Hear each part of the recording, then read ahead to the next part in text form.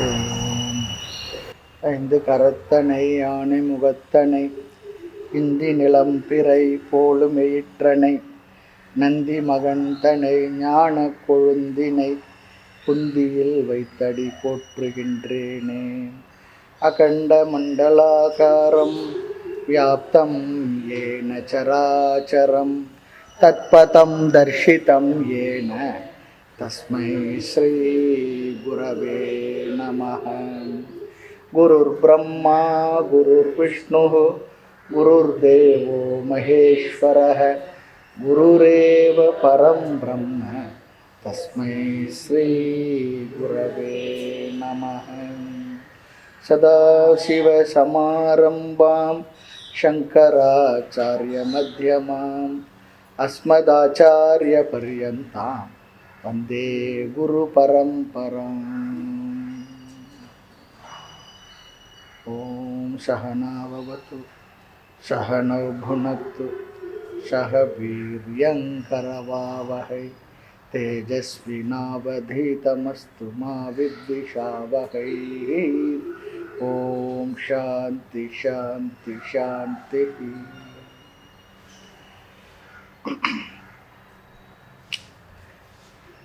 அன்பர்களே, தாய்மார்களே,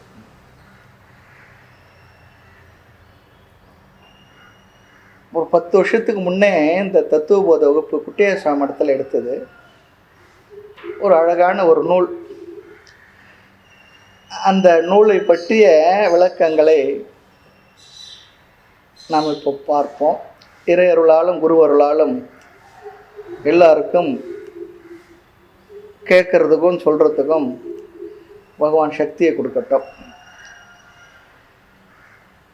இந்த நூல் ஆதிசங்கரால் எழுதப்பட்டதாக கருதப்படுகிறது என்று பெரியவர்கள் சொல்லுகின்றார்கள். இந்த நூலினுடைய சிறப்பு அம்சம் என்ன, அது பார்க்கணும். யார் வேதாந்தம் என்ற சாஸ்திரத்தை படிக்கணும்னு விரும்புகிறாங்களோ அவர்களுக்கு இது ஒரு என்ட்ரன்ஸ் போல, கேட்வே, நுழைவாயில் போல. இந்த நூல் அறிமுகம் கிடைக்கும், இன்ட்ரோடக்ஷன் கிடைக்கும். வேதாந்தத்துக்கு அறிமுகம் சொல்றாங்க, ஒரு பரிச்சயம் கிடைக்கும். அதுக்கான ஒரு நூல் இது. பொதுவாக சொல்லுவாங்க, இந்த உலகத்துல விஷயங்களை அறியறதுல 2 விதமான ஆட்கள் இருக்காங்க சொல்லுவாங்க. சில பேர் என்ன பண்ணுவாங்கன்னா, ஆன்மீக வாழ்க்கையில கூட, ஆன்மீக விஷயத்துல கூட சில கருத்துக்களை காதில் போட்டு வச்சுக்குவாங்க, சில விஷயங்களை மட்டும் மனசில் கேட்டு வச்சுக்குவாங்க, அவ்வளோதான். அப்படி சில பேர் இருக்காங்க. சில பேர் இருக்காங்க 2வது தரத்தாடு, முழுமையாக கேட்டு புரிஞ்சு வச்சுக்கணும்னு சொல்லி நினைப்பாங்க. எந்த நூலை கேட்டாலும் முழுமையாக ஒழுங்காக கேட்டு மனசில் வச்சுக்கணும், படிக்கணும்னு சொல்லி நினைப்பாங்க. அந்த தெரிந்து கொள்றதுல ஆர்வம் இருக்கும் அவங்களுக்கு. ஆனால் பொதுவாக ஆன்மீகத்தில் வந்தவங்களுக்கு படிக்கிறதுக்கு என்ன இருக்குன்ற அபிப்பிராயம் நம்ம பக்தர்கள், நம்முடைய மக்கள் மத்தியில் அதிகமாக இருக்குது. கோயிலுக்கு போகிறோம், பூஜை பண்ணுறோம், போகிறோம், யாத்திரை பண்ணுறோம், ஏதோ பஜனை பண்ணுறோம், பாத யாத்திரை போகிறோம். இதுக்கு மேலே இதில் என்ன தெரிஞ்சுக்கிறதுக்கு இருக்குன்ற, படிக்கணுன்ற எண்ணமே ஆன்மீகத்தில் இருக்கிறவங்களுக்கு பொதுவாக இருக்கிறது இல்லை. அதே மாரி நம்ம எதனா புண்ணியம் பண்ணியிருந்தா இதில் ஒன்று இருக்குது இப்படிலாம் சொல்லி தெரிஞ்சுக்க வரும். அது ஆரம்ப வழி, அதுதான் கோயில் தான். அதே போல் இங்கே வேதாந்தம் என்ற சாஸ்திரங்களை முறையாக தெரிஞ்சுக்கணும்னு சொல்லி சொன்னால் அரிச்சுவடி போல் நிறைய விஷயங்களை அழகாக படிப்படியாக சொல்லி நமக்கு அறிமுகப்படுத்தி கொடுப்பது இந்த தத்துவ போதம் என்ற நூல். ஆகையினால சாஸ்திரங்களை முறையாக படித்தல், முழுமையாக படித்தல், அப்படி ஒரு முறை இருக்குது. ஆகவே முறையாக வேதாந்தம் தெரிந்து கொள்ள விரும்புகின்ற மாணாக்கர்கள், ஆர்வமுடையவர்களுக்கு தத்துவ போத ஒரு நுழைவாயில். இது இந்த நூலை பற்றிய முதல் கருத்து, அபிப்பிராயம் நம்ம மனசில் வச்சுக்கணும். ரொம்ப அழகாக சொல்லுவார் சுவாமி. அறிமுகப்படுத்தி நம்மளை அதில் அமர வைக்கும் சொல்லுவார். உட்கார வச்சுடுவார், சரி பண்ணி உட்கார வைக்கும். அதனால தான் என்ன பண்ணுவாங்கன்னா, வேதாந்த படிக்க வர மாணவர்களுக்கு முதல்ல உபநிஷத்தெல்லாம் எடுக்கிறதுக்கு முன்னே இந்த தத்துவ போதத்தை எடுப்பாங்க. தத்துவ போதத்தை எடுத்துட்டு தான் அதுக்கப்புறம் உபநிஷதங்களை சொல்ல ஆரம்பிப்பாங்க. அதோட பிரயோஜனம் என்ன சொல்லி சொன்னால், அப்படி தத்துவ போதத்துடைய அறிமுகத்தோடு உபநிஷத்துக்குள்ளே போனோம்னா உபனிஷத்து கேட்கறதுக்கு கஷ்டம் இருக்காது, சுகமாக நாம் அது கேட்கலாம், அழகாக கேட்க முடியும். இந்த தத்துவ போதத்தை போல பல நூல்கள் இருக்கின்றது, அறிமுகத்துக்கான நூல்கள் பலது இருக்கு. வேதாந்த சாரம் அப்படி ஒரு நூல் இருக்கு, அதையும் நம்முடைய சம்பிரதாயத்தில் மாணவர்களுக்கு சொல்லி தருவாங்க. ஆனால் அதை விட சுலபமான தத்துவ போதம் தான், ரொம்ப சுலபமான. சரி, இந்த நூலில் என்னதான் சொல்லி இருக்கு சொல்லி பார்த்தா, வேதாந்த நூல்கள் அல்லது வேதாந்த விஷயங்களில் என்னென்னலாம் நாம் படிக்க விரும்புகின்றோமோ அதனுடைய சார அம்சத்தை இங்கே சொல்லிடுறாங்க. ஆதியோட அந்தமாக மோட்சம் வரை எல்லாத்தையும் இங்கே அழகாக அறிமுகப்படுத்திடுறாங்க. நல்லா கொஞ்சம் பக்குவமான ஒருத்தருக்கு தத்துவ போதத்திலே கூட எல்லா விஷயங்களும் புரிய வச்சிட முடியும். எடுக்கிற ஒரு கையிலையும் இருக்குது, கேட்குற ஒரு கையிலையும் இருக்காது அந்த விஷயத்தை. அடுத்து உபநிஷத்துக்குள்ளே போனோம்னா நிறைய விஷயங்களை படிக்கிறதுக்கு தேவை இருக்குது, படிக்க வேண்டியது இருக்குது. அந்த அனைத்து கருத்துக்குடைய சாரம் இதில் இருக்குது. எப்படி நம்ம கைவல்லி நவநீதத்தை சொல்கிறோமோ, பகவத்கீதை, பிரம்மசூத்திரம், பஞ்சதசி, உபனிஷத் கருத்துக்கள் எல்லாம் அதில் அடங்கியிருக்கோ அது போல் இங்கே இருக்கு. என்டையர் வேதாந்தத்தில் 5 விஷயம் முக்கியமாக சொல்லுவாங்க. ஒன்று பரமாத்மா பற்றிய விஷயம், 2வது ஜீவாத்மா பற்றிய விஷயம், 3வது இந்த உலகத்தை பற்றிய விஷயம், அப்புறம் இந்த இருவருக்கும் உள்ள சம்பந்தம், ஜீவாத்மாவுக்கும் பரமாத்மாவுக்கும் என்ன சம்பந்தம், அப்புறம் கடவுளுக்கு இந்த உலகத்துக்கு உள்ள சம்பந்தம் என்ன. இதில் இந்த 5 விஷயம்தான் முக்கியமாக நம்ம பொதுவாக சொல்லும் வேதாந்தத்தில். ஜீவ விஷயம், பிரம்ம விஷயம், உலகம், சிருஷ்டி, ஜீவனுக்கும் ஈஸ்வரனுக்கும் உள்ள சம்பந்தம், இதெல்லாம் சொல்லும். ஆனால் உபநிஷத்தில் இந்த கருத்தெல்லாம் வரும், உபநிஷத்துக்கள்லையும் இந்த விஷயங்கள்லாம் வரும். ஆனால் எப்படி இருக்குன்னு சொல்லி சொன்னால், ரொம்ப அழகாக ஒரு உதாரணம் சொல்லுவாங்க. காடுகள்லேயும் மரம் செடிகள்லாம் நிறைய இருக்கும், பூச்செடிகள்லாம் இருக்கும். ஆனால் அது ஒரு ஒழுங்குபாடாக இருக்காது. ஆனால் ஒரு தோட்டத்தில் எப்படி இருக்கும், தோட்டம் பிளான் பண்ணி அழகாக எது எது எங்கே இருக்கணும்னு சொல்லிட்டு அழகாக முறையாக வச்சுருப்பாங்க. ஆக வனத்தில் உள்ள மலர்களை போன்றது உபநிஷத விஷயங்கள். ஒரு கோர்வையாக சிஸ்டமேட்டிக்காக அப்படியே வரிசையாக இருக்கிறது இருக்காது, நம்ம ரீஅரேஞ்ச் பண்ணி படிச்சுக்கணும். ஆனால் தத்துவ போதத்தில் அப்படி இல்லை. ஒரு அழகான நம்மால் உருவாக்கப்பட்ட ஒரு தோட்டத்தில் முறைப்படுத்தி எப்படி வச்சுருப்போமோ அது போல் நமக்கு கருத்துக்களை கோர்வையாக அழகாக ஒழுங்காக சொல்லியிருக்கோம். ஒரு மாலையை போல முறைப்படுத்தப்பட்டிருக்குன்னு சொல்லுவாங்க, படிப்படியாக அமைஞ்சிருக்கும். பொது உபநிஷத்தில் முதல்ல கதைகள் எல்லாம் சொல்லியிருக்கோம், பிற்பாடு கருத்து வரும், நேரடியாகவும் கருத்துக்கு வரும். கட்டோபநிஷத்துலாம் பார்த்தா முதல்ல கதை தான் போயிட்டுருக்கும், பிற்பாடு என்ன கதைக்கு அப்புறம் கருத்து வரும். ஆக இங்கே உபநிஷத்தில் உள்ள எல்லா கருத்துக்களையும் சாரமாக கொண்டது இந்த நூல். அதுதான் இங்கே நம்ம தெரிஞ்சுக்க வேண்டிய முக்கிய விஷயம்.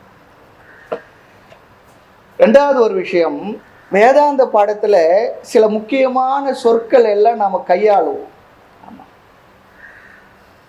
பிரம்ம, மாயா, சத்தியம், மித்யா, சாதன சௌக்கிய சம்பத்தி, சமதமம், தியானம், ஷவணம், மனனம், நிதித்தியாசனம், மோக்ஷம், இப்படியெல்லாம் பற்றிய வார்த்தைகள்லாம் நிறைய உபயோகப்படுத்தும். இப்படிப்பட்ட வார்த்தைகளை பயன்படுத்தும் போது இந்த வார்த்தைகளுக்கு என்ன அர்த்தம், அதனுடைய அர்த்தத்தை நாம் எப்படி புரிஞ்சுக்கணும்.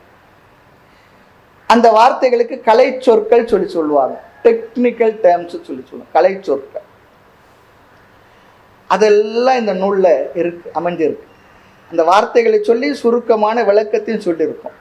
அதனால தான் என்ன பண்ணுவாருன்னா, நல்ல நமக்கு குருமார்கள் தத்துவ போதத்தை மனப்பாடம் பண்ண சொல்லுவார். அந்த வார்த்தைகள் பொதுவாகவே எந்த டெக்ஸ்ட் படித்தாலும் முதல்ல சப்த கிரகணம் படிக்கிறது, மனப்பாடம் பண்ணுறது நம்ம சம்பிரதாயத்தில் இருந்தது. அப்புறம்தான் வகுப்பு எடுப்பாங்க. அதில் என்ன பிரயோஜனம்னா, விஷயங்களை சொல்லும்போது இந்த மனப்பாடம் பண்ண ஸ்லோகங்கள் ஞாபகத்துக்கு வந்தால் மனசில் நல்லா வச்சுக்கலாம், புரிஞ்சிக்கலாம். அதுக்காக தான். ஆனால் இன்றைக்கி அந்த அப்படிப்பட்ட முறை இருக்கலை. எடுக்கிற டெக்ஸ்டெல்லாம் மனப்பாடம் பண்ணி தான் பண்ண பிற்பாடு எடுக்கணுன்னா வகுப்பு எடுக்கிறவருக்கே முடியாது போல இருக்குது. அப்படி ஆகிடுச்சு, முடியறதில்லை. ஆக உபனிஷத்தங்களில் கையாளப்படுகின்ற அதிகமான சொற்களுடைய விளக்கம், இலக்கணம் எல்லாம் முறையாக அந்த நூலில் வருது. ஆகவே இது போன்ற நூல்களை நாம் படித்து மனதில் இருத்தி வைத்து கொண்டால் நமக்கு இந்த வேதாந்த நூல்களினுடைய ஒரு விஷன் அல்லது வேதாந்த விஷயத்தோட ஒரு விஷன் கிடைக்கும், ஒரு பார்வை கிடைக்கும். அடுத்து வேதாந்தத்தில் என்னென்ன மேஜர் டாபிக், என்னென்ன கருத்துக்கள் இருக்குது, அதுவும் நமக்கு சுலபமாக தெரிஞ்சிடும். இது தெரிஞ்சு படித்தோம்னா உபநிஷதங்கள்லாம், உபநிஷதமாக இருக்கட்டும், கீதையாக இருக்கட்டும், பஞ்சதசியாக இருக்கட்டும், பிரம்மசூத்திரமாக இருக்கட்டும், ரொம்ப சௌகரியமாக இருக்கும், லகுவாக இருக்கும். சரி, இதெல்லாம் சம்பிரதாயத்தில் வர பெரியவங்க இப்படி சொல்லி கொடுப்பாங்க.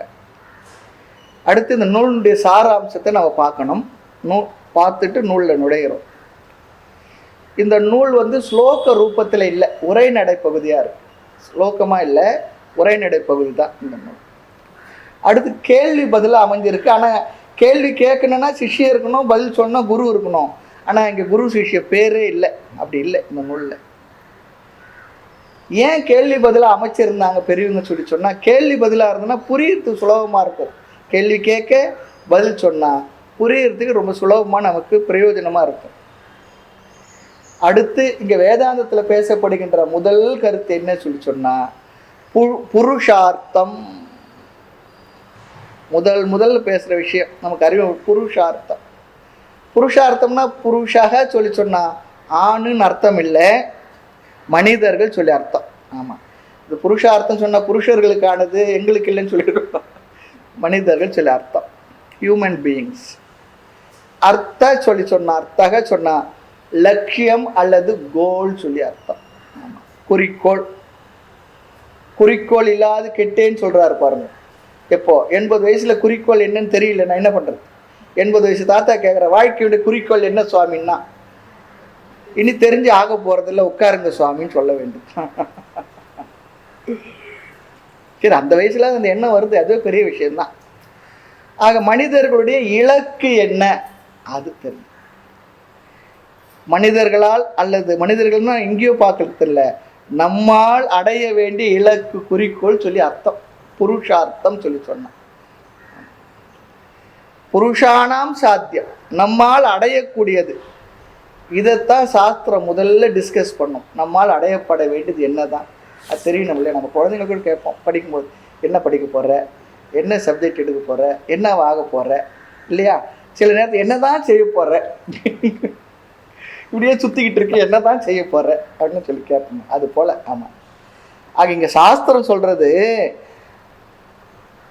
இந்த இலக்கு என்பதை சொல்லிவிட்டு இந்த இலக்கை யார் அடைய முடியும் அதை முதல் சொல்லிட்டு, இந்த இலக்கை ஒரு மாடோ விலங்குகளோ அல்லது பறவைகளோ அடைய முடியுமா? மனிதர்களால் தான் இலக்கை அடைய முடியும், அவர்களுக்கு தான் இலக்கு வைக்கப்பட்டிருக்கு.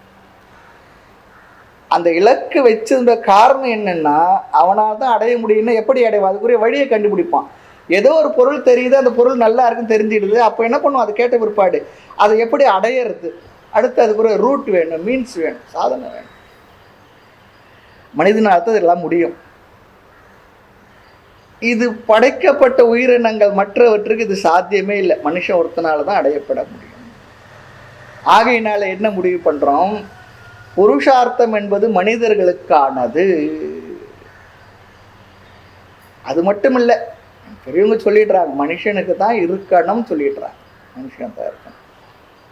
ஒரு லட்சியம் இல்லாமல் வாழ்ந்தால் அல்லது ஒரு அர்த்தமில்லாத செயலை செய்து வாழ்ந்தால் அவனை மனுஷன்னு சொல்ல முடியாதுன்னு சொல்லிடுறாங்க. ஆமாம், சிலதெல்லாம் சாஸ்திரம் படிக்கும்போது கேட்டோம்னா நமக்கே சில நேரத்தில் குற்ற உணர்வு ஆரம்பத்தில் வந்துடும். ஐயோ, இவ்வளோ நாள் இப்படிலாம் பண்ணலையே போலே சொல்லிட்டு. தெரியாத வரைக்கும் இருந்தது பரவாயில்ல, தெரிஞ்ச பிற்பாடாவது அதற்கான முயற்சி பண்ணணும். அதுதான் இங்கே முக்கியம். குற்ற உணர்வு வரதுல அர்த்தம் இல்லை, இருக்கத்தான் இருக்கும், இருந்தாலும் குற்ற உணர்வை வைத்து கொள்ள வேண்டியதில்லை, முயற்சி பண்ண. இப்போவாது தெரிஞ்சுது. சில பேர் சொல்லுவாங்க, சாமி இவ்வளோ நாளாக வரலையே சுவாமி, சரி இப்போவாது வந்திருக்கும் இல்லையா, வருவோ ரெகுலராக கேட்டு இருக்கிற வாழ்க்கையை அதுக்கு பயன்படுத்தி புரிஞ்சிக்க முயற்சி பண்ணும். அதுதான் முக்கியம். இங்கே சாமி சொன்னார், ஒரு மனுஷர் இருக்கிறார், ஒரு ஆள் திடீர்னு ஏதோ பண்ணுறார், அர்த்தம் இல்லாத. ஏன் பண்ணுறார், எதுக்காக பண்ணுறார், ஒன்றும் புரியல.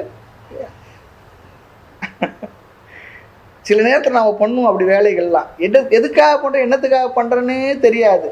ஆனால் ஏதோ பண்ணிக்கிட்டு இருப்போம். ஆமாம். ஒரு பைரவர் இருக்கிறார். பைரவர் தெரியும் இல்லையா? அவர் அப்படி தான் சொல்லணும். பைரவர் அது பார்த்தோம்னா இங்கே ஓடும், அங்கே ஓடும், அப்படி ஓடும், இப்படி ஓடும். அதை கூப்பிட்டு நீ எதுக்காக ஓடிக்கிட்டு இருக்கன்னு அது என்ன சொல்லுவாங்க. தாய்க்கு வேலை இல்லை, ஆனால் நிற்க மட்டும் நேரம் இல்லை சொல்லுவாங்க. நாய்க்கு நேரம் இல்லை. நாமளே சொல்லுவோம், நாயா அலையிறங்க, நாய் என் பாடு நாய் கூட படாது, நாய் பாடாத பாடு படுறேன்னு சொல்லுவோம் நம்ம வழக்கத்தில் இல்லையா? அது ஒரு பர்பஸ் தெரியாது இல்லையா? எங்கே ஓடலாம், எப்படி இருக்கலாம். அது மிருகங்களுக்கு சகஜம். பர்பஸ் இல்லாமல் ஒரு மனுஷன் அப்படி இருக்கக்கூடாது. அப்படி பர்பஸ் இல்லாமல் ஒரு மனுஷன் வாழ்ந்தா அவனை ஒரு நார்மல் ஹியூமன் பீங்காக நம்ம நினைக்க முடியாதுன்னு சொல்கிறாங்க. ஏதோ ஒரு பர்பஸ் இருக்கணும். இல்லை அவர் செய்கிறதெல்லாம் பைத்தியக்காரத்தனமாக செய்கிறாருன்னா, பைத்தியக்காரத்தனமாக செய்கிறதுல அவருக்கு ஏதோ ஒரு பர்பஸ் இருக்குது, அவ்வளோதான். ஆக மனிதர்களாக இருந்து விட்டால் எந்த காரியம் செய்தாலும் அதற்கு ஒரு லட்சியம் இருக்கணும், அதுக்கு ஒரு நோக்கம் இருக்கணும், அதனால் அடையக்கூடிய ஒரு விஷயம் இருக்கணும். லட்சியம் இல்லாமல் தான் சாமி நான் எல்லா செயலும் செய்கிறேன்னு சொல்லி சொன்னால், அட்லீஸ்ட் அது அவருடைய பொழுதுபோக்குக்காவது அதை செய்கிறார் அர்த்தம். அதுதானே உண்மை. சரி. ஆக மனிதன் சொல்லிட்டா புருஷார்த்தம் இருக்க வேண்டும் சொல்லிடுறாங்க. முதல்ல புருஷார்த்த நிச்சயம் இருக்கணும். என் வாழ்க்கை எதுக்கு? வாழ்ந்தேன் நான் 2 கால் மாடு போல, அப்படி இருக்கக்கூடாது. அதுக்கு 4 கால் இருக்குது, எனக்கு 2 கால் இருக்குது, அவ்வளோதான் வித்தியாசம். அது குறுக்க வளருது, நான் நேராக வளர்றேன். அப்படி இருக்கக்கூடாது. நமக்கு ஒரு எய்ம் இருக்கணும், லட்சியம் இருக்கணும். அது எதுவாக வேணா இருக்கலாம். ஆமாம், அது ரொம்ப அழகாக சொல்கிறார். ஒன்றுமே இல்லை சுவாமி சொன்னா, ஒன்றுமே இல்லைன்றது ஒன்றாவது இருக்கு இல்லையா அவருக்கு? நான் ஒன்றும் எதிர்பார்க்கலன்ற எதிர்பார்ப்பாத இருக்கு. அதனால் அது ஒத்துக்க வேண்டியதுதான். ஆக இந்த கோல் இன்னொன்று சொல்கிறார் அவர். சில பேர் சில கோல் எல்லாம் ரொம்ப காஸ்ட்லியாக இருக்கும், சில பேர் ரொம்ப சீப்பாக இருக்கும், சாதாரணமாக இருக்கும். இருந்தாலும் வாழ்க்கையில் எல்லாருக்குமே ஏதோ ஒரு கோல் இருக்கத்தான் இருக்குது. சரி, அடுத்த கேள்வி என்னென்னா, நாம் நினைக்கலாமா என்னென்னா, ஏன் ஒரு கோல் இருந்து தான் ஆகணும்? கோல் இல்லாமல் வாழவே கூடாதா, வாழ முடியாதா சொன்னால் வாழலாம். மிருகம் போல ஏன் வாழக்கூடாதுன்னு சொல்லுவாங்க. வாழலாம். அப்படி வாழறதுக்காக முயற்சி பண்ணாங்க, அதில் அவங்க வெற்றி அடையலை. இந்த இப்பீஸ்ன்னு சொல்லி நடுவில் ஒன்று வந்தது பாருங்கள். எப்படி ஒன்றா இருக்கலாம், என்ன ஒன்றா பண்ணலாம், எப்படி ஒன்றா இருக்கலாம். முயற்சி பண்ணாங்க, ஆனால் ரொம்ப சீக்கிரத்தில் அது வெறுத்து போச்சு. அவங்களுக்கு முடியல, அதில் அவங்களால இருக்க முடியல இல்லையா? ஏன் முடியாது சொன்னால் அதில் தான் ஒரு பெரிய ஒரு ட்ரிக்கு பகவான் வச்சுருக்கார். இந்த சாதாரண விலங்குகளுக்கெல்லாம் தேர்ந்தெடுக்கிற வாய்ப்பே கொடுக்கல. மனுஷனுக்கு மட்டும்தான் தேர்ந்தெடுக்கிற வாய்ப்பு கொடுத்துருக்கிறார். ஆகையினால அவன் தேர்ந்தெடுக்கிற வாய்ப்பை பயன்படுத்தாம இருந்தான்னா மிருகத்தை போல வாழலாம். ஆனால் மனுஷனுக்கு தேர்ந்தெடுக்கிற வாய்ப்பு சாய்ஸ்லெஸ்ஸாக அவனுக்கு சாய்ஸ் கொடுத்துருக்குது. அவனுக்கு சாய்ஸே இல்லை தேர்ந்தெடுக்கிறதுக்கு. ஏதோ ஒன்று தேர்ந்தெடுத்து தான் ஆகணும். ஒன்றையும் தேர்ந்தெடுக்கலைன்னா ஒன்றையும் தேர்ந்தெடுக்கலைன்ற ஒன்றையாவது தேர்ந்தெடுத்து ஆகணும். வேறு வழியே இல்லை. படைக்கும் பொழுது பகவான் இந்த சாய்ஸோடு தான் எல்லா ஜீவர்களையும் படைச்சிருக்காராம். அழகான கருத்து இதெல்லாம். ஆமாம், அப்படி படைச்சதுனால தான் நமக்கு புருஷார்த்தம் இருக்க வேண்டும் சாஸ்திரங்கள் சொல்கிறோம். நமக்கு சாய்ஸ் கொடுத்துருக்கு, சாய்ஸ் என்ன சூஸ் பண்ணிக்கும். ஆமாம், ஏதோ ஒன்று பண்ணு, எதுவுமே இல்லாத நீ பண்ணாது. ஆமாம், ஆகையினால என்னன்னா, நமக்கு ஏன் புருஷார்த்தம் இருக்க வேண்டும்? அதுக்கு பதில் நமக்கு சாய்ஸ் கொடுக்கப்பட்டிருப்பதா. ஒரு கால் நமக்கு தேர்ந்தெடுக்க வாய்ப்பே இல்லைன்னு வச்சுக்கோமே, அப்போ அந்த கோலும் இருக்கிறதுக்கு வாய்ப்பே இல்லை. ஆமாம், அதுக்கு ஒரு உதாரணம் சொன்னார். இப்போ நம்ம முன்னே ஒரு தட்டில் பழங்கள் இருக்கு. ஏதோ ஒரு பழம் மட்டும், ஒரு பலாப்பழமோ ஏதோ ஒரு பழம் மட்டும் வச்சுருக்காங்கன்னு வச்சுக்கோமே, சாத்துக்குடியோ அல்லது பழப்பழமோ, ஒரே விதமான பழம் தான் இருக்குது. அங்கே நம்ம என்ன பண்ணுவோம்? அந்த பழத்தை தான் எடுப்போம், அங்கே சாய்ஸே கிடையாது. ஆனால் அங்கே ஒரு 5-6 பழம் வச்சுருக்கு. வாழைப்பழம் இருக்குது, பலாப்பழம் இருக்குது, மாம்பழம் இருக்குது, இல்லை என்ன இருக்கக்கூடிய திராட்சை இருக்குது, எல்லா பழமும் இருந்து வச்சுக்கோங்க, மாதுளை இருக்குது, ஆப்பிள் இருக்குதுன்னு சொல்லி சொன்னால் என்ன பண்ணுவோம்? நமக்கு பிடிச்சதை அதில் தேர்ந்தெடுப்போம்.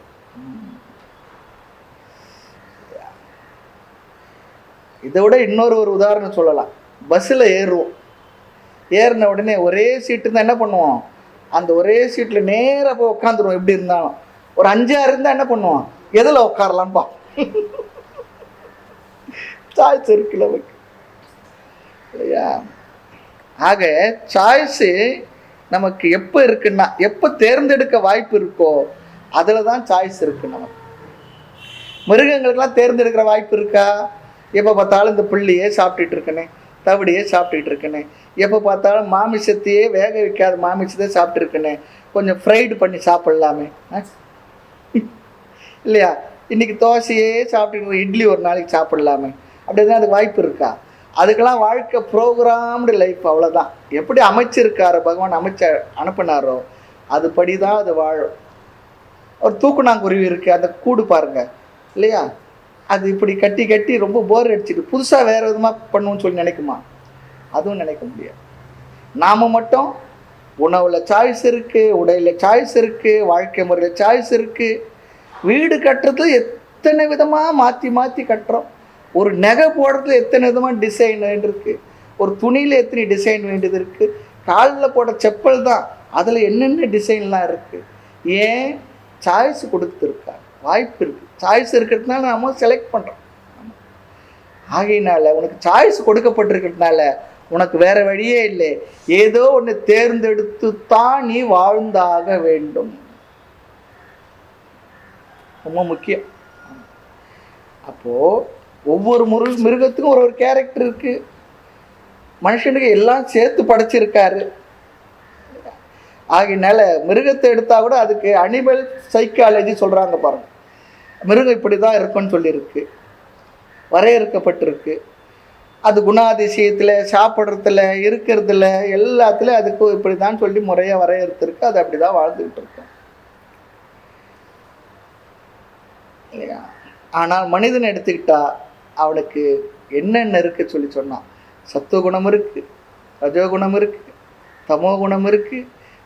பிளென்ட்டியாக கொடுத்துருக்கார். தேர்ந்தெடுக்கிறது வாய்ப்புகள் நிறைய கொடுத்துருக்கார். ஆகவே எல்லா குணத்தையும் கொடுத்து பகவான் என்ன பண்ணிட்டாராம், சாய்ஸையும் கொடுத்துட்டாராம். அதுதான் பெருசு. அதனால் தேர்ந்தெடுக்காமல் நம்ம வாழ முடியாது. இதே சொல்லியிருக்கேன்னு நினைக்கிறேன். ரொம்ப நாளைக்கு முன்னே, ஒரு 10-20 வருஷத்துக்கு முன்னே தினமணி கதிரில் ஒரு குட்டி கதை படிச்சு. ஒரு காட்டில் குரங்குங்களாக இருந்தான்.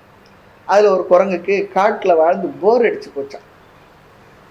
அதனால சொல்லிச்சான், நான் கொஞ்ச நாள் ஊருக்குள்ளே போயிட்டு கொஞ்ச நாள் பார்த்துட்டு வரேன்னு சொல்லி டாட்டா பைபை சொல்லிட்டு வந்துடுச்சான்.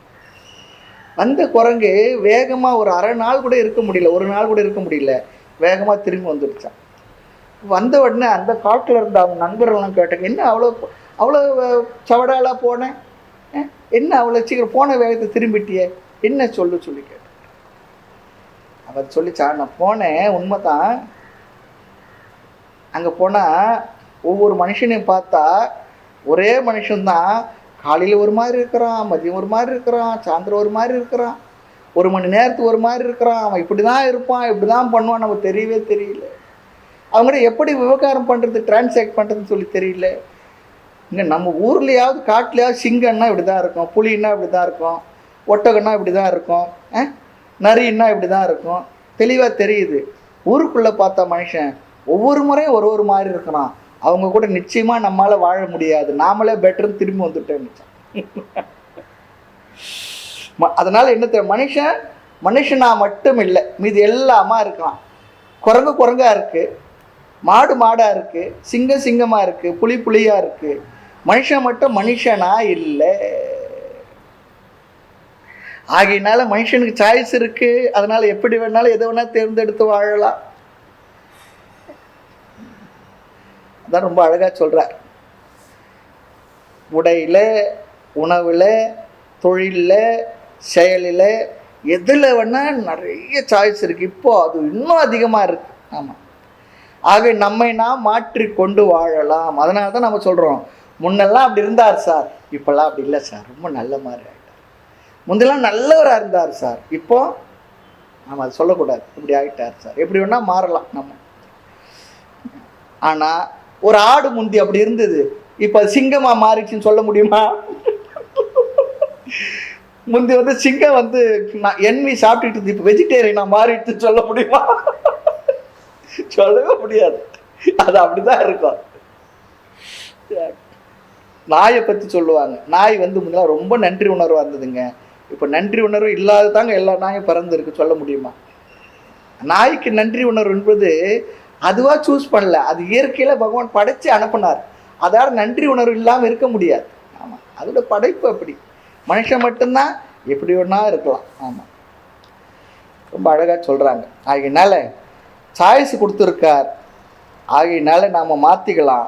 எப்படி மேலோனாக உயரலாம், சாதாரணமானவனாக வாழலாம், கீழையும் போகலாம். நம்ம தெய்வ நிலைக்கு வசதிக்கலாம், மோட்சத்தையும் அடையலாம், மனுஷனாக வாழலாம், இல்லைன்னா மிருகத்தனமான உணர்வுகளோடு வாழ்ந்து மடியலாம். எல்லாமே நம்ம கொடுத்துருக்கு. புத்தர் இடத்துல அவங்க மனைவி கேட்டாங்களாம், உங்களுக்கு என்ன குறை வச்ச, நீங்கள் ஏன் என்னிடத்துல சொல்லி கொள்ளாமல் ஓடி விட்டீர்கள்? ஊரில் இருக்கிறவங்களாம் பார்த்து என்ன திட்டுறாங்க. இந்த மகராஜ் என்ன பண்ணாலும் தெரியல, அவர் ஓடிட்டார் அவ்வளோ திட்டுறாங்களே. அவர் சொன்னார், இந்த கேள்வியை ஓடிப்போன புத்தன் இடத்துல கேளு, அவன் இடத்துல கேளு. ஒரு கால் ஓடி போனவன் அதே போல திரும்பி வந்து அவன் உனக்கு பதில் சொல்லலாம். You are addressing the wrong person சொல்லிட்டான். அந்த புத்தன் போனவன் போயிட்டான். இந்த புத்தன் யாருன்னா வேற புத்தன். உடல் ஒண்ணுதான் இருக்கு, மனதுக்குள்ள அறிவில் கிடைச்ச மாற்றங்கள் பக்குவத்தை வேற ஒரு ஆளா திரும்பி வந்திருக்கேன். அது பதிலே சொல்லலையா? அழகான விஷயம் அது. ஆக நாம மனித நிலையிலிருந்து தெய்வ நிலைக்கு நம்மை உயர்த்தி கொள்ள வேண்டும். சரி, காரணம் அதுக்கு என்ன? சாய்ஸ் இருக்கு. அந்த சாய்ஸை சூஸ் பண்ற சக்தி இருக்கு, வில் பவர் இருக்கு. ரெண்டையும் பயன்படுத்தி நம்ம என்ன பண்ணலாம்? நம்மை உயர்த்தி கொள்ளலாம், உயர்த்தி கொள்ள வேண்டும். இதுதான் நம்ம தர்மத்தில் சாஸ்திரத்தில் பெரியவங்கள்லாம் சொல்லி கொடுத்துருக்கிற விஷயம். அதுக்காக தான் வாழ்க்கை அமைச்சிருக்காங்க. சரி, இப்போ புருஷார்த்த லட்சியம் வேணும்னு சொல்லிட்டோம். சாய்ஸினுடைய விளைவு தான் புருஷார்த்தம் சொல்லிட்டோம். அந்த சாய்ஸுடன் பகவான் வேற ஒன்றையும் கொடுத்துருக்காராம் நம்ம இடத்துல. சாய்ஸ் மட்டும் கொடுக்கல, லட்சியத்தை மட்டும் கொடுக்கல, வேற ஒன்றும் கொடுத்துருக்கார். அந்த லட்சியத்தோட அங்கே தான் இன்னொரு விஷயம் இருக்கு, தர்ம அதர்மன்ற ஒன்றையும் கொடுத்துட்டான். நீ எதை ஒன்றா சாய்ஸ் இருக்குன்னு சொல்லி சூஸ் பண்ண முடியாது. நீ சாய்ஸ் சூஸ் பண்ணுறது தர்மம் அதர்மம் ரெண்டு இருக்கு. எதை ஒன்றா நீ சூஸ் பண்ணு, அதையும் கொடுத்துருக்க. சாய்ஸ் கொடுத்துருக்க பகவான், தர்ம அதர்மத்தையும் கொடுத்துருக்க. சரி, தர்ம அதர்மத்தை பற்றி அறிவு நமக்கு சாஸ்திரம் படித்து தான் தெரிஞ்சுக்கணும்னா சாஸ்திரம் படித்தும் தெரிஞ்சுக்கலாம். ஆனால் எல்லா மனிதர்களுக்கும் தர்ம அதர்ம அறிவு இயற்கையாக இயல்பாக கொடுக்கப்பட்டிருக்கு. ஆமாம், எந்த செயலை செய்யும்பொழுது நம்ம கூச்சப்படுறோமோ, மற்றவங்களுக்கு தெரியாமல் பண்ண நினைக்கிறோமோ, அந்த செயல் என்னன்னா நம்மால் செய்யப்பட வேண்டாத செயல், அதர்மம்னு அர்த்தம். தர்மத்துக்கு ரொம்ப அழகான சின்ன ஒரு விளக்கம் சொல்லியிருக்காங்க. என்ன சொன்னா, என்னிடத்தில் பிறர் எப்படி நடந்து கொள்ள வேண்டுமோ அப்படியே நான் பிறரிடத்தில் நடந்து கொள்வேன். என்னிடத்துல வந்து ஒருத்தர் பொய் சொல்லக்கூடாது இல்லையா, என்னிடத்துல என்னுடைய பொருளை அபகரிக்கக்கூடாது, என்னிடத்துல வேற மாதிரி தவறாக நடந்துக்கூடாதுன்னு நினைப்போம். அதே போலதான் நாமளும் என்ன பண்ணோம், பிறர் இடத்துல அப்படியே நடந்துக்கிறது. தர்மத்துக்கு விளக்கத்தை எங்கேயோ போயெல்லாம் பெருசாலாம் வார்த்தைகள்லாம் தேடிக்கிட்டு இருக்க வேண்டியதில்லை, ரொம்ப சிம்பிள். எதெல்லாம் எனக்கு நல்லதோ, எப்படியெல்லாம் பிறர் என்னிடத்தில் நடந்து கொள்ளக்கூடாதோ அப்படியெல்லாம் நானும் பிறரிடத்தில் நடந்து கொள்ளுதல். திருவள்ளுவர் வாணிகத்தை பற்றி சொல்லும்பொழுது, வாணிபம் செய்வார்க்கு வாணிபம் பேணி பிறவும் தம்போர் செய்யும், அழகான விளக்கம் சொன்னார்.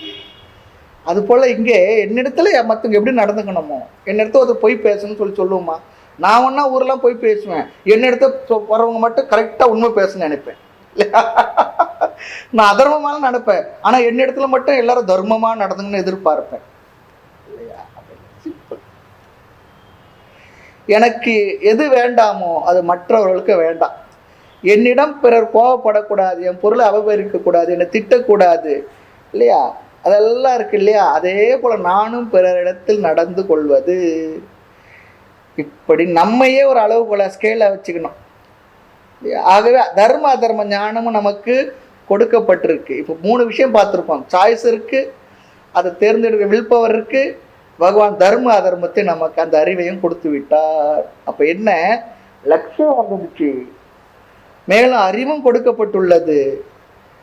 இன்னொரு அறிவு ஒன்று கொடுத்துருக்கார். தர்ம தர்ம அறிவு மட்டும் இல்லை, இன்னொரு விசேஷமான ஒரு அறிவு நம்ம கொடுத்துருக்கார். அதுதான் எது உண்மை எது பொய், அதெல்லாம் உள்ள வரப்போறது. அதுக்கான முகவுரையை தான் இதெல்லாம் நான் பார்த்துருக்கோம். எது உண்மை எது பொய், இதெல்லாம் விலங்குகளுக்கு குறைவாக கொடுத்துருக்கு. ஒன்றுமே கொடுக்கலன்னு சொல்ல முடியாது. சில விலங்குகள் சிலது இருக்கு, சிலது ஒன்றுமே இல்லை. தாய்மனை சொல்றது போல ஐவகை பூதம் ஆதிய வகுத்து அதனுள் அச்சரச்சர பேதமான யாவையும் நல்ல அறிவையும் வகுத்து மறையாது நூலையும் வகுத்து சைவ முதலாம் அளவில் சமயமும் வகுத்து மேல் சமயமும் கடந்த மோன சமரசம் வகுத்தனி உண்மையான் அணுகவும் தன்னருள் வகுக்க விளையோ பொய் வளரும் நெஞ்சினர்கள் காணாத காட்சியே பொய்யிலா மெய்யர் அறிவில் போத பரிபூர்ண அகண்டிதாக்காரமாக போக்குவரவற்ற பொருள். ரொம்ப அழகாக சொல்கிறார். அறிவையும் வகுத்திருக்க, மறையாத நூலையும் வகுத்திருக்க. ஆக சாய்ஸ் இருக்கு, வில் பவர் இருக்கு, தர்ம தர்ம ஞானம் இருக்கு. அடுத்து உண்மை எது பொய் எதுன்னு தெரிந்து கொள்கின்ற விஷயத்தை நீ வச்சிருக்கப்பா. அதனால இங்க என்னென்ன சாஸ்திரத்துடைய கடமை என்ன, எது நமது லட்சியம் என்பதை காட்டி தரணும், புருஷார்த்த ஞானத்தை தரணும். இப்படி புருஷார்த்தம் வர்றதுக்கு இன்னொரு காரணம் இருக்கு, அது மனிதர்களுக்கு மட்டும்தான் கொடுக்கப்பட்டிருக்கு.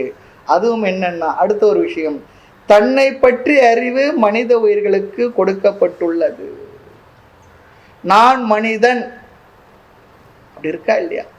அதனால தான் யாருன்னா கோவம் வந்தா நீ மனுஷன் நான் என்ன பண்றோம், நான் இல்லைன்றது நிரூபிச்சிடுவோம்.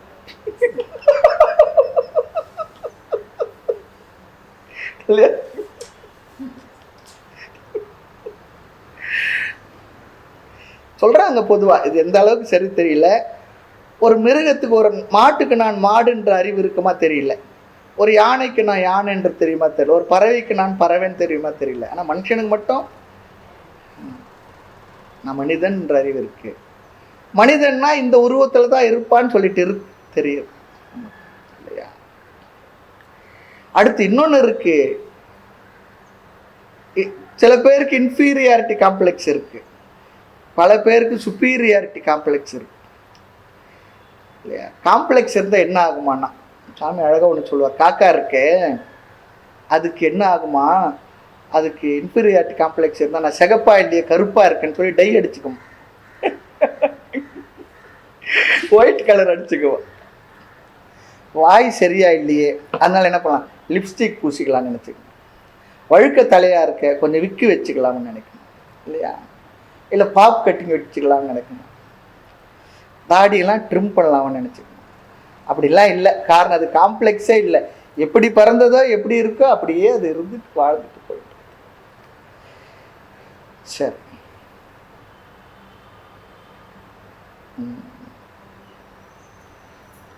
இன்னொரு கருத்து ஒன்று சொல்லுவாங்க. ஒரு மிருகத்துக்கு அதனுடைய உடல் அமைப்பை பற்றிய அறிவு இருக்கான்னு தெரிஞ்சுக்கிறதுக்காக ஒரு யானையை செக் பண்ணாங்களாம்.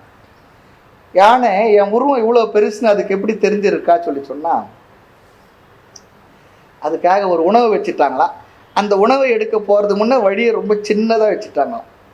இந்த யானை அது உள்ள புகுந்து புகுந்து பார்க்குதான், நம்முடைய இவ்வளோ பெரிய உடம்பு அதில் போகாதுன்னு அது தெரியல அப்படின்னு சொல்லி அதுபோல் உருவ அமைப்பு பற்றி கூட அந்த மிருகங்களுக்கெல்லாம் அறிவு இருக்குமா தெரியலன்னு சொல்கிறாங்க. இதெல்லாம் யோசிக்க வேண்டிய விஷயங்கள் தான். ஆனால் அதுக்கு தெரியாது, நமக்கு மட்டும் தெரிஞ்சிருக்கு. 100 கிலோ ஆகிட்டோம், 80 கிலோ ஆகிட்டோம், ஒல்லியாக இருக்கிறோம், குண்டாக இருக்கிறோம், எல்லாருக்கும் நல்லா தெரியுது இல்லையா? நமக்கு இவ்வளோ பலம் இருக்குது அப்படிலாம் தெரியுது. ஆகவே மிருகத்துக்கு தன்னுடைய சக்தி ஆற்றல் அளவு தன்னை பற்றி அறிவில்லைன்னு சொல்கிறாங்க. ஆனால் மனுஷனுக்கு மட்டும்தான் தன்னை பற்றி அறிவு, செல்ஃப் அவேர்னஸ்ன்னு சொல்கிறாங்க, செல்ஃப் கான்ஷியஸ்னஸ் இருக்கு. அதனால் எல்லாவற்றையும் என்ன பண்ணுறான், அடக்கி ஆண்டு எல்லாவற்றையும் ஜெயிக்கிறான். இவ்வளோ பெரிய யானை பாருங்க, அது ஒரு சொல்லிட்டுனா மனுஷன் ஒரு வழி ஆகிடுவான். ஆனால் அவ்வளோ பெரிய யானை தான் மேலே ஒல்லியாக ஒரு ஆளை உட்கார வச்சுட்டு போதே, அது எப்படி நீ என் மேலே உட்காரலாம், இவ்வளோ பெரிய ஆள், இவ்வளோ கம்பீரமான ஆள், என் மேலே நீ உட்காந்துக்கிட்டு வரையன்னு சொல்லி அது காம்ப்ளெக்ஸ் எல்லாம் பண்ணுவாங்க, பண்ணாது. ஆமாம். ஆக இந்த காரணங்களால் மனுஷனுக்கு லட்சியம் ஒன்று இருந்துதான் ஆகணும்னு சொல்லிட்டுறாங்க. எப்படிப்பட்ட லட்சியம் என்பது வேற, அது உயர்ந்ததா தாழ்ந்ததா எப்படின்றதுலாம் வேற. சில பேரில் லட்சியங்கள்லாம் கேட்டால் நமக்கு ஆச்சரியமா இருக்கும் இல்லையா? ஆனால் அவருக்கு அது தேவை இருக்கு, அவருக்கு அது லட்சியமா இருக்கு இல்லையா? அடுத்து இன்னொரு விஷயம் இருக்கு. லட்சியம்னு சொல்லி வந்து விட்டா அதை அடையிறதுக்குரிய வழியையும் நாம தெரிஞ்சிருக்கணும். அதையும் மனிதர்கள் செய்கின்றார்கள். இப்படிப்பட்ட நிலையில் தான் சாஸ்திரத்தினுடைய பொறுப்பு. அதாவது சாய்ஸ் இருக்கு, வில் பவர் இருக்கு, தர்ம அதர்ம அறிவு இருக்கு, அவர் எது உண்மை எது பொய்ன்ற அறிவு இருக்கு, தன்னை பற்றிய அறிவு இருக்கு. அப்போ லட்சியத்தை தேர்ந்தெடுத்து எல்லா விஷயங்களும் இருக்கிறதுனால சாஸ்திரத்தினுடைய ரெஸ்பான்சிபிலிட்டி இங்கே என்னன்னு சொல்லி சொன்னா, நீ எப்படி எதை தேர்ந்தெடுக்க வேணும்னு சொல்லிட்டு நமக்கு உதவி பண்றது. அதெல்லாம் தேர்ந்தெடுக்கிறதுக்கு சாஸ்திரம் உதவி பண்றது. இங்கதான் சாஸ்திரத்தினுடைய வேலையே. நம்முடைய லட்சியங்களே அது வகைப்படுத்துகின்றது, முறைப்படுத்துகின்றது. நமக்கு கஷ்டம் இல்லாம, இப்போ ரெடி ரெக்கனர் சொல்றோம் பாருங்க, அது போல அப்படிதான் சொல்லணும், அதுதான் சொல்லணும். தேடி முயற்சி பண்ணி அப்படி இப்படி சொல்லி தெரியறதுக்கு நமக்கு காலம் போயிடும், நேரம் போயிடும். ரெண்டு ஒன்று தான், கால நேரம் ஒன்று தான், வாழ்க்கை போயிடும், வயசு போயிடும். ஆமாம். ஆகையினால ரெடி ரெக்கனரா கொடுக்கறது சாஸ்திரம். இப்படி இப்படி இருக்குது இருப்பார், அது தெரிஞ்சுக்கலாம் நம்ம. இப்போ எல்லாரும் ரெடி ரெக்கனர் தானே தேவைப்படுறது. அதுபோல் சாஸ்திரம் என்பது நமக்கு நம்முடைய வாழ்க்கை முறைக்கு பகவானால் அருளப்பட்ட ரெடி ரெக்கனர் தான். நம்ம பெரியவங்க அதை முறையே நமக்கு விரிவாக எடுத்து சொல்லி கொடுத்துருக்குறாங்க. அதுதான் அவங்களுடைய மகத்துவம் பெருசு. நம்முடைய சமயத்தில் பார்த்தீங்கன்னா எல்லாத்துக்குமே அழகாக நமக்கு சொல்லி கொடுத்துட்டாங்க. இனி நாம் தேடி முயற்சி பண்ணி கண்டுபிடிச்சி தான் பண்ணோன்றது இல்லை, அதுக்கு ஜென்மாவே போயிடும். ஆகிய எல்லாம் அழகாக அமைச்சு கொடுத்துருக்காங்க. இது இது இது இது இது இது இது நம்ம என்ன பண்ணனா அதை கேட்டு புரிஞ்சு அதில் நம்மளை ஃபிக்ஸ் பண்ணி அந்த விஷயத்தை அடையிறதுக்கு ரொம்ப, அதாவது ஒரு லைப்ரரிக்கு போய் சில விஷயத்தெல்லாம் தேடணும்னா நமக்கு ரொம்ப நேரம் எடுத்துக்கும்.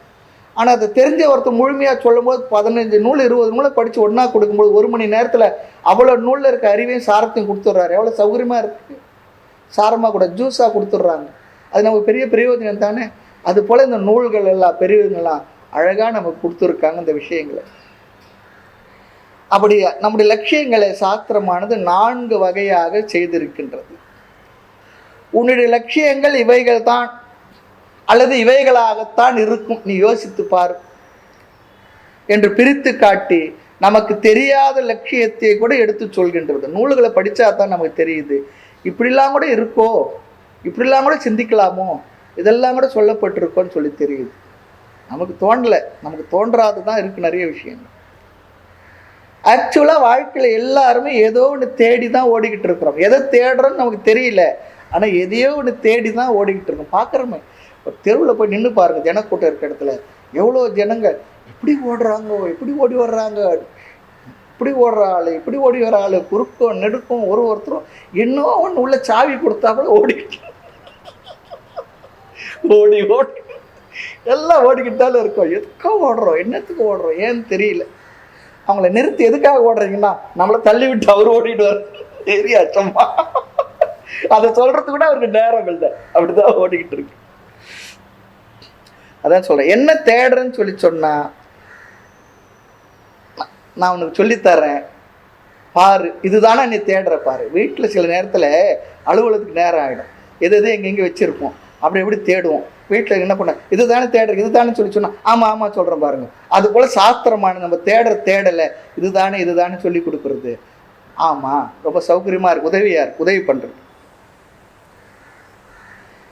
சரிப்பா, என்ன எது தேடுறன்னு தெரியாது தேடிக்கிட்டு இருக்கேன்னா அப்பவும் சாஸ்திரம் சொல்றது, நீ தேடுவது உண்மையில் இதுதான்ப்பா, இதுவாக தான் இருக்கணும், கொஞ்சம் யோசித்துப்பார், அதையும் சொல்லி கொடுக்குது.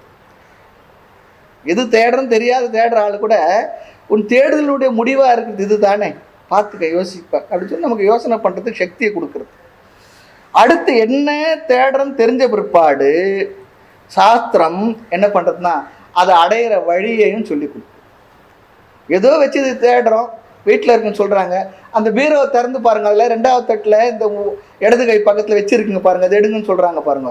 அதே போல தான் சாஸ்திரம் அந்த வழியையும் சொல்லி கொடுக்குது, எப்படி நீ தேடணும், எப்படி நீ அடையணும். அதுக்காக ஒரு பெரியவங்க சொல்றாங்க, அதையும் ஒத்துக்கிடுறோம். சாஸ்திரத்தை படிச்சுதான் நீ லட்சியத்தை தெரிஞ்சுக்கணுன்ற அப்படி இல்லை. ஆனாலும் இந்த லட்சியங்களை எல்லாம் முறைப்படுத்தி நமக்கு சொல்லி கொடுத்துருக்கு, ஈஸியாக நமக்கு சொல்லி கொடுத்துருக்கு, உபயோகமாக இருக்கிறா போல. அதே நேரத்தில் தெரியாத லட்சியங்களை நமக்கு சொல்லி கொடுக்கின்றது. ஆகவே நீ தேடுறது இதுதாமா என்று சொல்லியும் கொடுக்கறது, அதை அடையிறதுக்கு வழியும் சொல்லி கொடுக்குறது. ஆகவே சாதனத்தையும் சாத்தியத்தையும் எது சொல்லி கொடுக்கறதோ அதுக்கு பேர் தான் சாஸ்திரம்.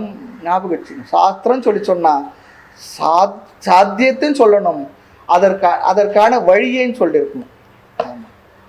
ரெண்டும் சொல்லணும்னா அது சாஸ்திரம் இல்லை. சாஸ்திரத்துக்கு லட்சணம் நிறைய இருக்கு, எல்லாத்துக்கும் லட்சணம் சொல்லியிருக்காங்க. இந்த இடத்துல இது மட்டும் போதும். நாம் அடையிற லட்சியம் என்ன, கோலையும் சொல்லியிருக்கணும், அதுக்கு மீன்ஸ் வழியும் சொல்லியிருக்கணும். சாதன சாத்தியம் அப்படி சொல்லியிருந்தாலும் அது பேர் சாஸ்திரம். சரி சுவாமி, இந்த சாஸ்திரத்தை எந்த வயசுல படிக்கலாம்? இந்த வகுப்புகள்லாம் சின்ன வயசுல வரலாமா? 85 வயசுக்கு மேல படிக்கலாமா? இப்பதான் சொல்லுவேன், 85 வயசுக்கு மேல தெரிஞ்சு என்ன ஆக போறது. சில பேர் இருக்காங்க, அந்த வயதுல தெரிஞ்சுக்கிட்டு தீவிரமா முயற்சி பண்றவங்க இருக்கிறாங்க. அந்த வயதுல தெரிஞ்சுது, நாம தான் சொல்றோம் இல்லையா, அடுத்த பிறவிக்காவது பயன்படும் சொல்லிட்டு ஒரு சுவாமி சொல்லிட்டார். 85 வயசு லட்சியத்தை தெரிஞ்சு நீ போய் சேர வேண்டிய இடமே வேற, விட்டுடுங்க சொல்லிட்டார். ஆக எவ்வளவு சீக்கிரம் தெரிஞ்சுக்கணுமோ அவ்வளவு சீக்கிரம் இதை நாம் தெரிந்து கொள்ள வேண்டும். அடுத்து இன்னொரு விஷயம், இந்த வேதாந்தம் சொல்றது ஏதோ அவுட் ஆஃப் சப்ஜெக்ட்லாம் இல்லை, அவுட் ஆஃப் சிலபஸ்லாம் இல்லை. ஹிஸ்ட்ரி, கெமிஸ்ட்ரி என்னென்ன சொல்கிறோமே, அது போல் ட்ரிபிள் டபுள் எறும்பு அப்படிலாம் சொல்கிறோமே, அப்படிலாம் இருக்க சப்ஜெக்ட் இல்லை இல்லையா. அது நம்மை பற்றிய விஷயம்தான், நம்மை பற்றிய சிலபஸ். அது அவுட் ஆஃப் சப்ஜெக்ட் இல்லை. அது சொல்லிக் கொடுக்கக்கூடிய அறிவு என்னை பற்றிய அறிவு, அதுக்கு செல்ஃப் நாலேஜ் சொல்றாங்க. Self knowledge. எல்லா அறிவும் இருந்த என்னை பற்றி அறிவு இல்லைன்னு என்ன பிரயோஜனம்? எனக்கு எல்லா அறிவும் இருக்கு. சாந்தோக்கியத்தில் நாரத மகரிஷி அவருடைய குரு இடத்துல சொல்றார், எனக்கு பூத வித்யா, அந்த வித்யா, இந்த வித்யா, பிரேத வித்யா, எல்லா வித்தியும் தெரியும், ஆனாலும் எனக்கு துயரம் போல. அது காரணம் என்னன்னா, என்னை பற்றி எனக்கு தெரியல. அதில் எல்லா அறிவும் இருந்தோம், நம்மை பற்றி அறிவு இல்லை சொல்லி சொன்னா பிரயோஜனம் இல்லை. ஆகையினால இதெல்லாம் தெரிஞ்சுக்கிட்டு சுவாமி இன்னொரு கஷ்டம் இருக்கு, கேட்கறதுக்கு போர் அடிக்குது சுவாமி. கொஞ்ச நேரம் ஆச்சுன்னா என்ன ஆகுதுன்னா,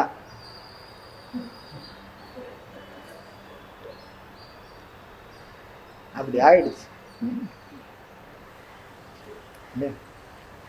இன்னைக்கு கிளாஸு சுவாமி உண்மையிலேயே 2 ஸ்லீப்பிங் டோஸ் போட்டா போல இருக்குது சுவாமி, டபுள் டோஸ் போட்டா போல.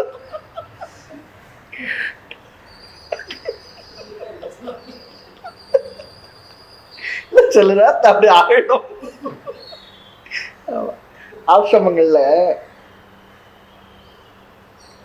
பொங்கல் போடுறோம் இல்லையா, அந்த பொங்கலுக்கு பேர் இன்னைக்கு என்ன டிஃபன்னா ஸ்லீப்பிங் டேப்லெட் பேர். ஆமாம், நல்லா பொங்கல் சாப்பிட்டு வந்துட்டோம் சொன்னேன்.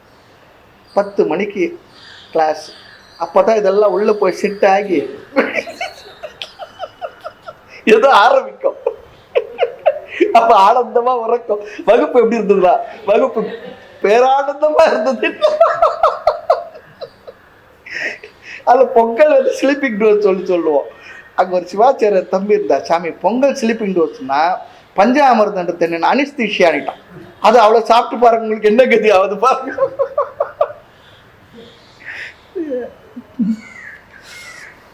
அந்த சாஸ்திரமானது என்னை பற்றி அறிவு தான், இது வெளி விஷயம் இல்லை, வேண்டாத விஷயமும் இல்லை. அடுத்து பிரயோஜனம் இல்லாததும் இல்லை, பிரயோஜனத்தை உடையது. சரி சுவாமி, இப்போ இலக்கம் தெரிஞ்சு பாதையும் தெரிஞ்சு விட்டுன்னு வச்சுக்கோமே, பிற்பாடு என்ன? பயணம் தானே, டிராவல் தான் பண்ணணும், வாழ்க்கையில் பயணம் தான். வெளியில் வேணா பயணங்கள் முடிவதில்லை, இங்கே ஞானம் கிடைச்ச வரை பயணம் முடிஞ்சிடும். நிறைவாயிடும். அது பயணங்கள் முடிவதில்லை. இங்க இந்த பயணம் ஒரு லெவல்ல தேடுதலும் மற்ற இடம் நிலை என்ற மௌனியே சொல்றாரு. தேடுதல்லாம் முடிஞ்சு போச்சு. ஏன்னா தேடினவனே நான் தான், என்னத்தான் தேடன்னு தெரிஞ்ச பிற்பாடு தேடுவானா? தேடிய பொருள் கிடைச்ச பிற்பாடு தேடுவோமா?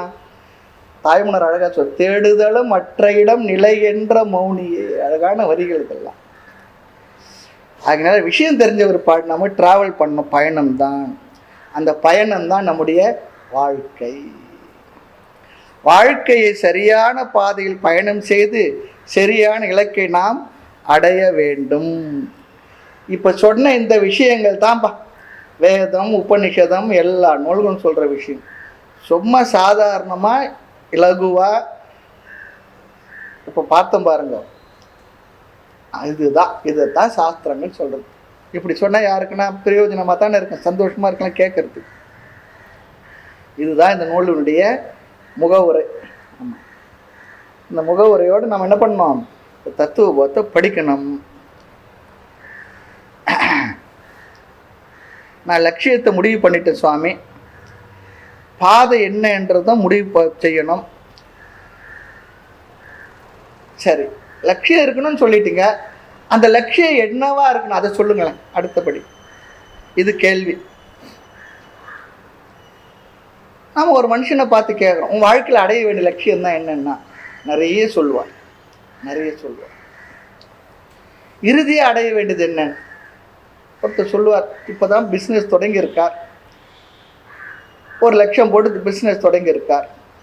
1 கோடி என்னுடைய லட்சியம் சுவாமி. ஒருத்தர் 1 கோடி போட்டு பிஸ்னஸ் தொடங்கியிருக்கார். உங்கள் இலக்கு எவ்வளோன்னா 10 கோடின்றார். 10 கோடி போட்டு தொடங்கினவர் 100 கோடின்றார். அப்படி அது ஒன்று. அப்புறம் ஒருத்தருக்கு ஒரு லட்சியம் இருக்குது. இப்போ படிக்கிறேன் சுவாமி, அவர் வேலை பார்க்கணும், அவர் கல்யாணம் பண்ணணும், அப்புறம் குழந்தைகள் வரணும், அதுக்கப்புறம் வீடு கட்டணும், அப்புறம் கார் வாங்கணும், அதுக்கப்புறம் வேறு அப்புறம் குழந்தைங்களுக்கு கல்யாணம் பண்ணணும், அது தேடணும். இப்படியே போயிட்டே இருக்கு. அப்போ எல்லாருக்கும் ஏதோ ஒரு லட்சியம் ஒன்று இருந்துக்கிட்டே இருக்கு. படிக்கிறவனுக்கு கேட்டிங்கன்னா ரொம்ப என்ன சொல்லுவாங்க, சுவாமி நான் டிஸ்டிங்ஷனில் பாஸ் பண்ணணும், அது அவனுடைய லட்சியம். கேம்பஸ் செலெக்ஷன் வரணும், அது அவனுடைய லட்சியம். நல்ல கம்பெனியில் வேலை கிடைக்கணும் இல்லையா, 6 டிஜிட்டில் 6 எண்ணிக்கையில் சம்பளம் வாங்கணும். அப்போவே இந்த சாதாரண முந்திலாம் சம்பளம் ரொம்ப குறைவாக தான் இருக்கும். அப்படி வாங்கணுங்களாம் இப்போ சொல்கிறாங்க, சாமி வேலை செய்யும்போது அவ்வளோ சம்பளம் வாங்கலை, பென்ஷன் தான் இப்போ நிறைய வாங்க. உண்மையாக இருக்கு. ஆமாம், உண்மையாக இருக்கு. ஒருத்தர் ஃபோன் பண்ணி சொன்னாங்க, ஏன் இவ்வளோ கொடுக்குறாங்க தெரியலப்பான்னு சொல்லி சொன்னாங்க. உண்மையிலே அவங்க நான் பாராட்டினேன். எனக்கு ஒரு மாதிரி இருக்குது, இவ்வளோ வேலை நம்ம செய்தோமா, எப்போ செய்து முடிச்சாச்சு, இவ்வளோ நாள் பொறுத்து இவ்வளோ சம்பளம், கை நிறைய பென்ஷன் கொடுக்குறானே, எதுக்குப்பா இவ்வளோ கொடுக்குறாங்கண்ணா? அம்மா நீங்கள் தான் அப்படி சொல்கிறீங்க, மற்றவங்க இன்னும் பத்தலைன்னு சொல்கிறாங்க.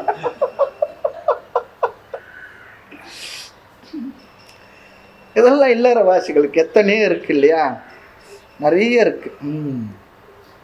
சில பேர் கேட்டால் பையனுக்கு கல்யாணம் ஆகலை சுவாமி, நல்ல மருமகளாக வரணும்னு ஆசீர்வாதம் பண்ணுங்க, அது கனவு தான்.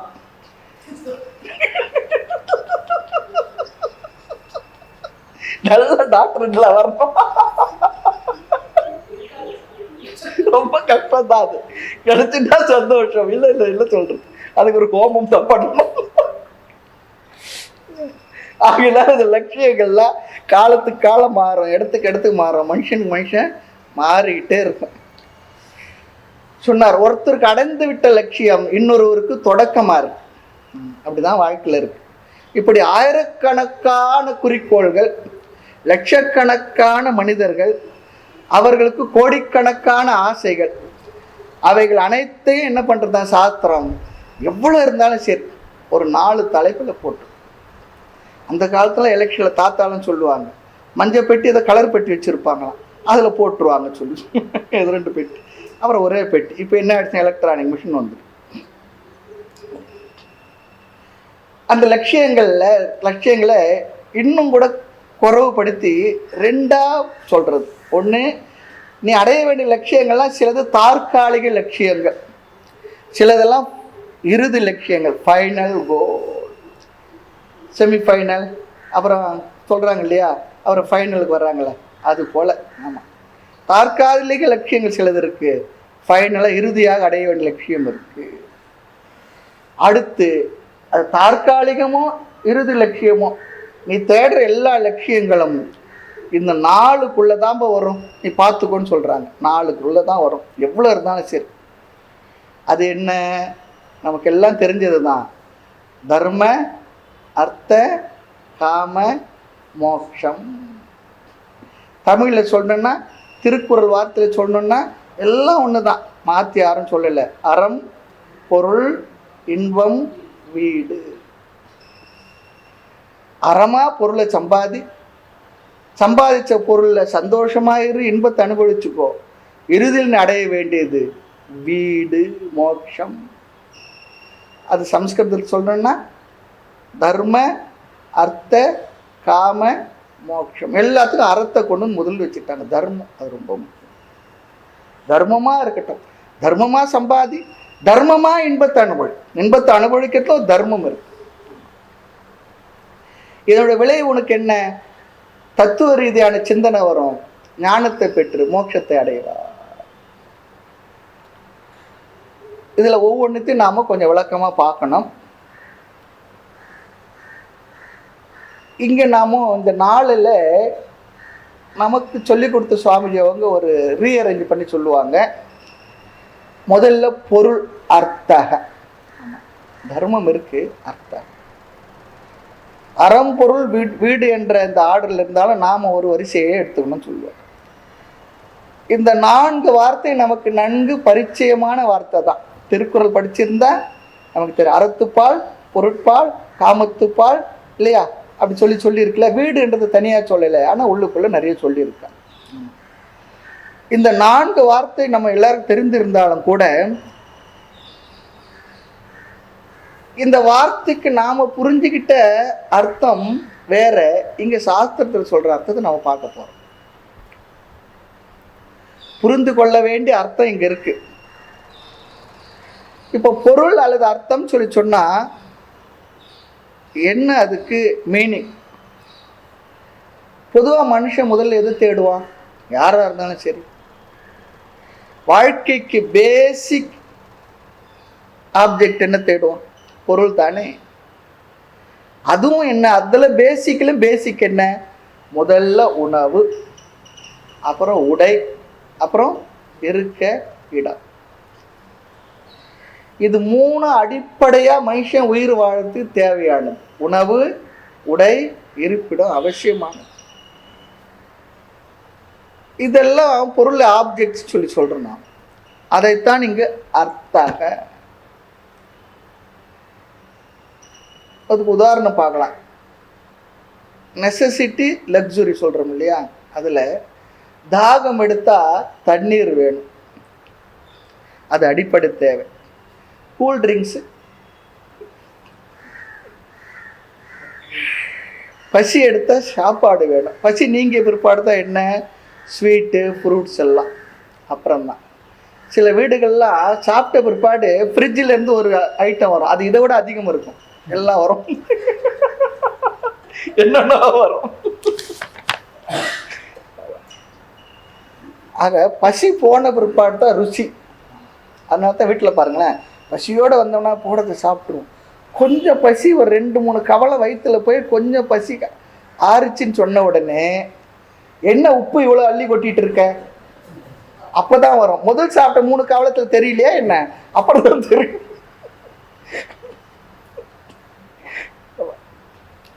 ஆக வயிறு கொஞ்சம் நிறைஞ்ச பிற்பாடு என்ன, புளிப்பு உப்பெல்லாம் தெரிய ஆரம்பிச்சிடும். ஆக முதல்ல பசி நீங்கணும், அதுவே பேசிக் டிசைர். அதைத்தான் அர்த்தக, வாழ்க்கைக்கு தேவையான அடிப்படை பொருள், அவைகளை நாடுதல். அதுதான் நம்முடைய ஃபஸ்ட்டு கோல் சொல்கிறார். வாழ்க்கையில் நாம் தேடக்கூடிய ஃபஸ்ட்டு கோல் என்ன சொன்னால் பொருள். அதுலேயும் உணவு, உடை, இருப்பிடம். இது வெறும் ஆப்ஜெக்ட் மட்டும் இல்லை இல்லையா, அடிப்படை. இது ரொம்ப அடிப்படையில் அடிப்படை.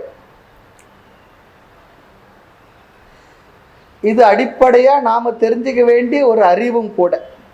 இந்த அடிப்படை அறிவை வைத்து கொண்டு தான் நம்ம என்ன பண்ணணும், அதுக்கு மேலே இருக்க விஷயங்களை தேட முடியும் சொல்லி சொல்கிறார். மேலும் விஷயங்களை அடுத்த வகுப்பில் பார்க்கலாம். மூர்த்தி எல்லாம் வாழி, எங்கள் மௌன குரு வாழி, அருள் வார்த்தை என்றும் வாழி, அன்பர் வாழி பராபரமே. ஐயனே எனதுள்ளே நின்று அனந்த ஜென்மங்கள் ஆண்ட மெய்யனே உபதேசிக்க வெளிவந்த குருவே போற்றி. உய்யவே முக்தி நல்கும் உதவிக்கோர் உதவினாயேன், செய்யுமாறு ஒன்றும் காணேன். திருவடி போற்றி போற்றி. ஓம் பூர்ணமத பூர்ணமிதம் பூர்ணாத் பூர்ணமுதச்யதே பூர்ணஸ்ய பூர்ணமாதாய பூர்ணமேவாவசிஷ்யதே. ஓம் சாந்தி சாந்தி சாந்தி. ஹரி ஓம். ஸ்ரீ குருப்யோ நமः. ஹரி ஓம்.